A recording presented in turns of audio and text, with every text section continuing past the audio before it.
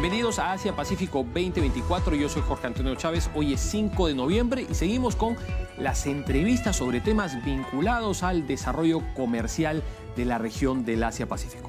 Y el día de hoy vamos a tener una entrevista muy interesante con Omar Narrea, quien es investigador del Centro de Estudios sobre China y el Asia Pacífico de la Universidad del Pacífico, con quien vamos a hablar sobre el puerto de Chancay. Omar, bienvenido a Asia Pacífico 2024. Buenas noches, feliz de estar en este programa. Muchas gracias, Omar. Omar, quisiera que comencemos hablando de una cuestión elemental. ¿Por qué infraestructuras críticas como los puertos son fundamentales para el desarrollo económico de un país? Lo más básico es que ayudan al consumo, las importaciones, ¿no? Muchos de los bienes que consumimos los compramos en tiendas y vienen en contenedores, y también la exportación, ¿no? Producimos para mercados internacionales, sobre todo el Perú, más que en el mercado local. Entonces eso nos hace permanecer en una economía global gracias a estas redes de puertos. Pero hay un tercer factor que va a cambiar justamente con Chancay, que son las redes de distribución. Y ahí viene el concepto de puerto hub, ¿no? Tener una red de distribución significa que nos acerca a un nodo de donde es más fácil precisamente llegar a un mayor número de mercados. Entonces, vamos con el puerto de Chancay a aparecer en una red de distribución hacia el Asia-Pacífico que no tiene Sudamérica. ¿Cuál es la situación en la actualidad? O sea, ¿cuál es el nodo del cual se sirve el Perú y la mayoría de economías de Sudamérica? Sí, eso es importante, ¿no? El día de hoy, tanto Chile, Ecuador, Colombia como Perú, para llevar carga o para traer carga del Asia, tienen que pasar por 3 puertos: San Lázaro, Manzanillo en México o el puerto de Los Ángeles en Estados Unidos. Entonces, la carga, pues, por ejemplo, sale de Malasia, tiene que ir a Shanghái o tiene que ir a Yokohama, de ahí cruza a alguno de estos 3 puertos y empieza a bajar, ¿no? Panamá, Guayaquil, Callao, San Antonio en Chile. Y eso hace que más o menos sea un trayecto de 35 días hasta Shanghái desde el Callao, ¿no? Entonces es una ruta, si verás, con bastantes puntos. ¿De qué manera, Omar, el puerto de Chancay va a cambiar el flujo comercial entre el Asia-Pacífico, o entre, mejor dicho, las economías de Asia, de la zona de Asia, y nuestra región? Sí, partiendo de eso, ¿no? De que ahora los puntos de distribución están en el norte y no hay uno en Sudamérica, vamos a empezar a tener uno en Chancay, donde la ruta Shanghái-Chancay va a consolidar esa reducción del tiempo entre 35 días a más o menos 28 o menos, ¿no? Y de ahí se va a distribuir al sur, a Chile, ¿no? O probablemente también a Argentina, a Bolivia por puertos e integración multimodal, pero también al norte como Ecuador, Colombia, hablamos de Centroamérica. Entonces ya vamos a contar con un nodo de distribución hacia el Asia. Y un poco importante también verlo desde la perspectiva asiática. Ahorita los países asiáticos tienen un déficit comercial con Sudamérica. Importan muchos recursos naturales como minerales, alimentos, pero también está pasando que ellos no exportan porque llegar hasta estos mercados es muy lejano, ¿no? Pero ahora sí va a haber un incentivo porque logísticamente van a reducir su número de días y eso va a permitir que ingresen exportaciones de estos países, no solo de China, sino también de Malasia, Indonesia, Tailandia, a los mercados sudamericanos, ¿no? Entonces es un primer rasgo que vamos a encontrar probablemente ya el próximo año. Va a venir mucha mercadería asiática. O sea que, digamos, los términos de intercambio van a cambiar, la balanza comercial, que podría ser positiva para el Perú, podría revertirse de alguna manera. Sí. Y es importante, por ejemplo, ya a partir de la evidencia, cuando el paper de Cusato y Chávez analizó el Tratado de Libre Comercio con China, haciéndose la pregunta de si esto iba a cambiar, digamos, una sustitución de importaciones de bienes de consumo, como la ropa, como, no sé, pues productos que uno compra en un Sage, en un Ripley, juguetes, etcétera.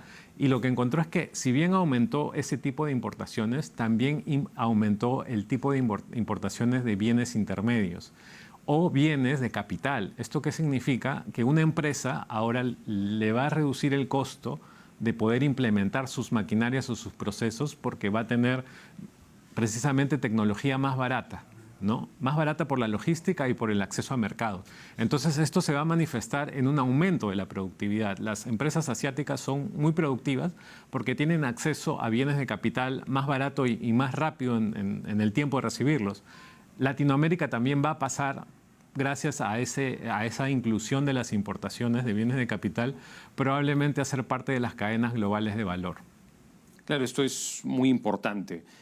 Omar, ¿de qué manera se fortalece el Perú en el contexto geopolítico y geoeconómico del Pacífico Sur? ¿Y de qué manera puede haber una lógica de complementariedad? Porque hay ciertos sectores en algunos países vecinos que están viendo a Chancay como una suerte de amenaza cuando más bien podría ser una oportunidad. Sí, y es importante hablar del concepto de puerto hub, ¿no? Es Rotterdam, es Singapur. Que el puerto de Singapur tenga éxito no es nada malo para Malasia o para Tailandia, ni para China, ¿no? O que el puerto de Rotterdam sea bueno no es nada malo para Alemania. ¿Por qué? Porque facilita precisamente este acceso a mercaderías, a bienes de capital, a importación. Entonces, va a pasar lo mismo con Perú. Nuevamente, voy al caso de México. La realidad es que contamos con un acceso a Asia en menos ventaja y ahora Chile o Ecuador van a contar con una salida mucho más eficiente. Entonces, cuando uno ve el caso de Singapur, gracias a que tú tienes un puerto de esa capacidad, empresas, ¿no?, de Malasia, que es su país fronterizo en el norte, se han situado en la frontera de Singapur, ¿no? Muchos parques industriales, muchas empresas de fábricas, para poder aprovechar el acceso al puerto de otro país.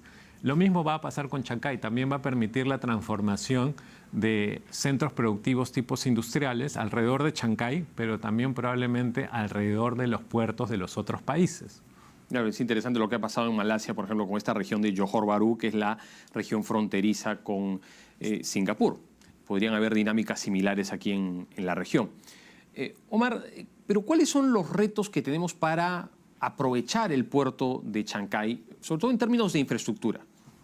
Sí, ahí hay una hoja de ruta que todavía no está clara, porque digamos, es como que si tú me dijeras lo importante es A, yo te dijera lo importante es B y otra persona C. Entonces al final no tenemos una palabra que armar.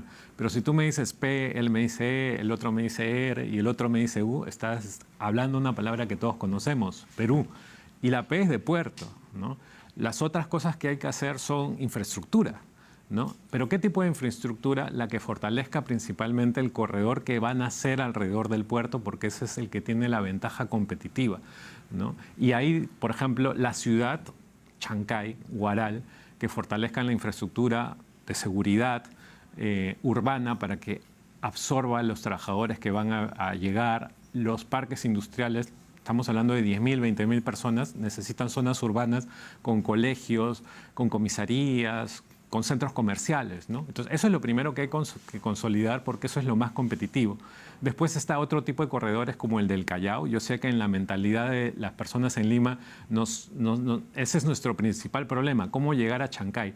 Pero ese es el problema del corredor Chancay-Callao, ¿no? Y evidentemente necesitamos hacer grandes proyectos allá para poder alivianar el camino por el Pasamayo, por ejemplo. Igual en la costa norte, ¿no? Hablamos hace poco de Chaimochic, 170.000 hectáreas irrigadas. Pero necesitamos una carretera en buenas conexiones para poder aprovechar ese agro que llegue a Indonesia, donde hay 280 millones de personas, ¿no? Entonces hay distintos corredores y cada uno necesita su propia agenda de inversiones y saber por dónde empiezas a acelerar las cosas. O sea, empecemos por lo que hay que acelerar para lograr este beneficio. Y estoy totalmente de acuerdo que en la infraestructura, particularmente transporte, hay una agenda muy fuerte que planificar y todavía estamos ahí, en cierta manera, lento, ¿no? Hablando de temas de infraestructura, Omar, ¿no? Digamos, hay ciertos especialistas que dicen que la viabilidad del puerto de Chancay, vista desde la óptica de China, estaba vinculada a este corredor bioceánico con Brasil a través de un ferrocarril bioceánico. Pero ¿en qué medida realmente el puerto es viable y puede ser rentable y una oportunidad sin tener acceso a la carga brasileña? Es rentable sin la carga brasilera por el modelo hub, nuevamente, que las exportaciones de varios países, y estamos hablando de países que tienen puertos como Buenaventura, San Antonio, principales, van a poder usarlo. Entonces ahí vamos a tener ese uso de hub para exportar e importar. Pero si queremos dar saltos, ¿no?, como traer el agro importante de Rondônia, Acre, regiones que le llaman integradoras de Brasil, ahí hay que generar una nueva infraestructura. Ya en el sur, la Interoceánica Sur tiene una buena carretera, pero ¿qué le falta? Puertos, fortalecer la cadena de frío, ¿no? También los sistemas de aduana para poder llegar, digamos, en buenas condiciones, porque si un producto agrario desde Brasil se demora varios días en el territorio peruano, va a tener menos días de venta en el ASI. Entonces hay que hacer efectivamente infraestructura, pero si ya contásemos con la carga brasilera y hay que ponerlo en la agenda, vamos a tener un gran salto. El tema es que no podemos esperar que eso empiece. Ya tenemos motores prendidos, las luces para avanzar alrededor de Chancay o en la ciudad de Lima o en la costa norte, o incluso yendo hacia Pucallpa. Claro, esto es importante lo que señalas. O sea, el puerto puede ser viable sin necesitar la carga brasileña, porque ya incluso comentábamos antes de la entrevista que en el caso de Manzanillo hay un reto, hay carga que tiene que esperar para poder ser transportada hacia otros barcos y esto genera costos de transacción. En Chancay no habría ese problema, ¿no? Exacto, la tecnología que está usando el puerto es de última generación, casi solo comparable con los puertos de Corea, de Japón y de China. Y eso hace que, por ejemplo, probablemente te lo cuenten, el descargo de un container por hora sea 50 containers por hora, gracias a esa tecnología de las grúas, cuando en el promedio es 30, 35.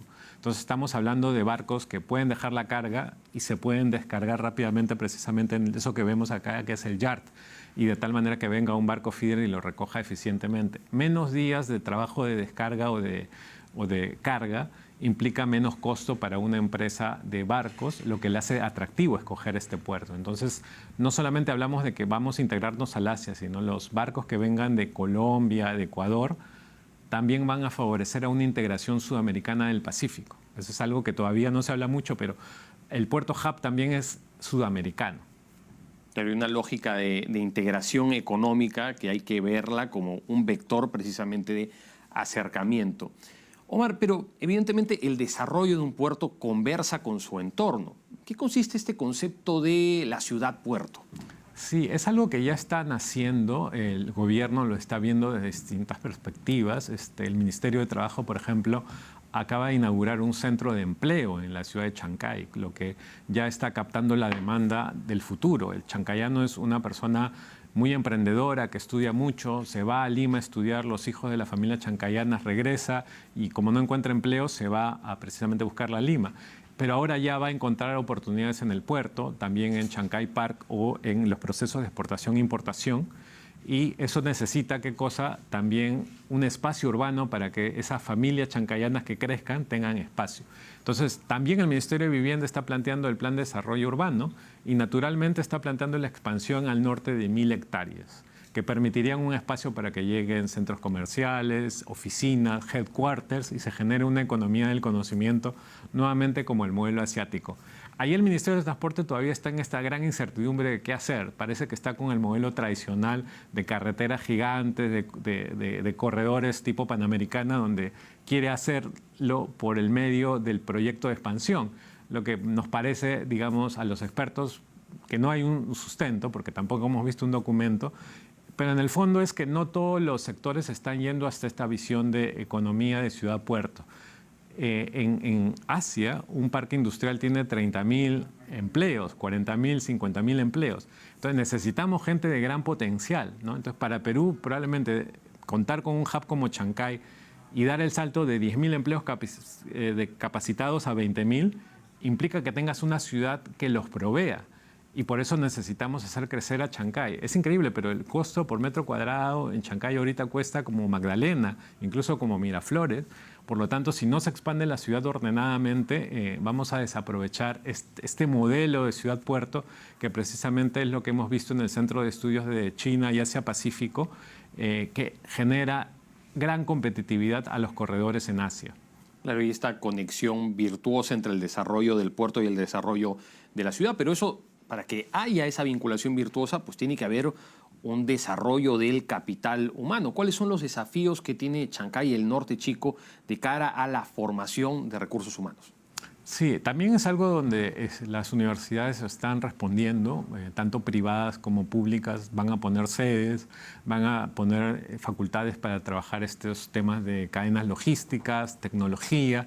Entonces parece que va a ser uno de los saltos. Y nuevamente el chancayano es alguien que tiene capacidad. Entonces ese término, reskills, para esta nueva economía va a ser algo donde probablemente esa parte del país es muy, muy competitiva, ¿no? No estamos hablando de zonas de gran pobreza. Y las instituciones están llegando. El tema es que, nuevamente, si el desarrollo urbano no te permite espacios para que la educación se dé de la manera adecuada, vas a tener pasando camiones y ahí no se van a poder poner centros de formación. Entonces hay que pensar de esa manera de que cualquier espacio urbano de desarrollo debe ser para formar esa economía moderna, y hay pasos también, acuerdos, por ejemplo, se habla del sector privado llegando a colegios de alto rendimiento, los modelos de universidades modernas también. Claro, es importante que haya ordenamiento territorial y una oferta de servicios públicos que pueda hacer que la ciudad sea sostenible, que pueda tener un horizonte de crecimiento.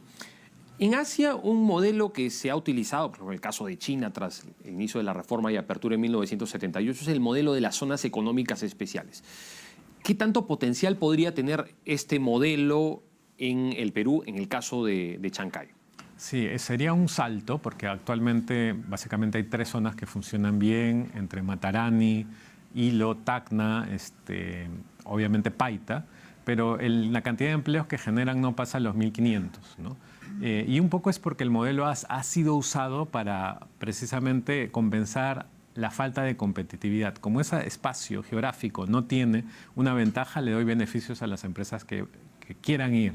Pero el tema es que, mira, para tomar una combi a la zona económica de Hilo, no hay. Entonces te cobran 20 soles el taxi, lo cual encarece mucho el transporte de una empresa. En cambio, en Asia no. Cuando tenemos una zona económica especial al lado de un puerto o un parque industrial, no tienen ningún problema en acelerar la competitividad dándole este estatus. Pero hay ciertas condiciones, es importante partir de ahí. Si el sector privado quiere el estatus de zona económica especial, tiene que decirte, mira, mi plan de negocio yo tengo 500 hectáreas, empezar por 150 hectáreas, donde le voy a poner luz, electricidad, agua, internet, sistema de saneamiento. O sea, voy a invertir mis 50 millones para que cualquier empresa que venga acá tenga la capacidad.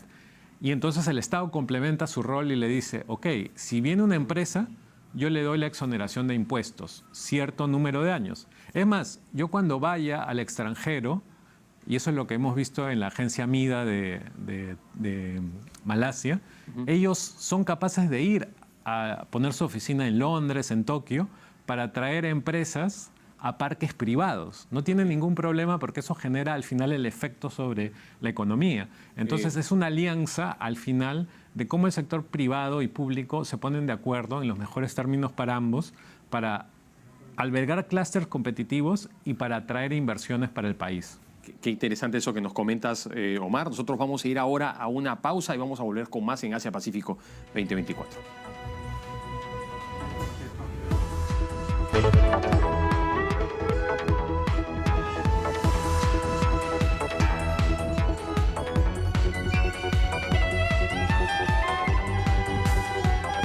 Y estamos de vuelta en Asia Pacífico 2024 conversando con Omar Narrea, quien es investigador del Centro de Estudios de China y el Asia Pacífico de la Universidad del Pacífico. Omar, ¿de qué manera el tener a Chancay nos podría permitir ser parte de cadenas de valor más avanzadas, de hacer acumulación de origen, de participar en cadenas industriales en las cuales el Perú actualmente no está? Es una muy buena pregunta.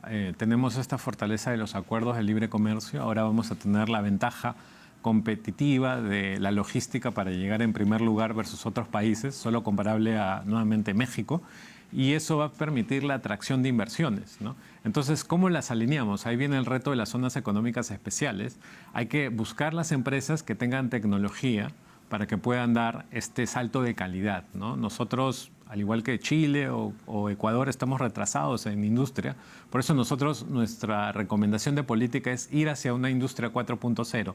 La industria ya no está mirando el pasado, está mirando la digitalización, procesos que recirculen la energía, el agua. Entonces, promover estos parques industriales es la pieza que nos falta. Un lenguaje que vamos a empezar a hablar, y los asiáticos saben mucho, es cuántos parques industriales de talla mundial tienes. Entonces, cuando logremos llegar a la meta de tener 200 hectáreas operadas por estos parques alrededor del puerto, vamos a traer miles de millones de inversión, una cantidad de 10 miles de empleo, y eso nos va a hacer competitivos para atraer empresas de generación de valor. Estuve en el norte hace poco y nos hablaban de que ellos eran buenos, por ejemplo, en la ensamble de autos, morillas. Entonces, hay una tradición que está dormida y que el sueño chancayano está despertando para ir precisamente a la industrialización con los modelos de estos tiempos. ¿Y qué se necesita para poder implementar políticas públicas y encadenamientos públicos-privados para llevar a cabo esta empresa tan importante de desarrollar parques industriales? Sí, hay una hoja de ruta que tiene que ser apoyada por las altas esferas para poder resolver muchas políticas que en el medio no tienen esta visión. Y por eso se recomienda hacer una hoja de ruta a nivel de las políticas que involucra al Minesetur, pero también al Ministerio de la Producción, también al Ministerio de Educación, porque tiene que preparar el capital humano y definitivamente tiene que estar, y acá viene algo importante, el Ministerio de Economía comandando, porque sin presupuesto no se avanza. Cada norma o cada política que sale, el Ministerio de Economía pide que se arme un artículo que dice esto no irrogará gasto. En verdad, hay que cambiar en este modelo porque ahora el Estado sí tiene que ser un inversor. Porque si vamos a generar 10.000 empleos en un parque industrial, el Estado tiene que poner un recurso.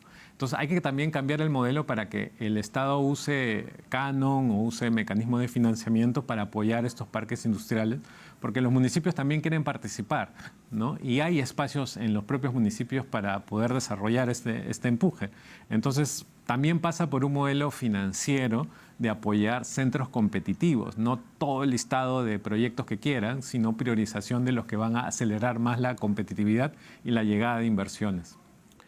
Omar, ¿cuál es tu visión sobre lo que va a ser la Semana de Líderes del Foro de Cooperación Económica Asia-Pacífico? ¿De qué manera conversa la agenda de APEC con el tema de la eficiencia en los puertos y el desarrollo de los puertos? Sí, ahí hay dos temas. El primero, el nivel local. O sea, el gobierno tiene que dar un mensaje rápido de gobernabilidad. Por ejemplo, apoyar el plan de desarrollo urbano, porque esas obras van a permitir el crecimiento y que la población chancayana movilice su entusiasmo, su espíritu para recibir a la inversión.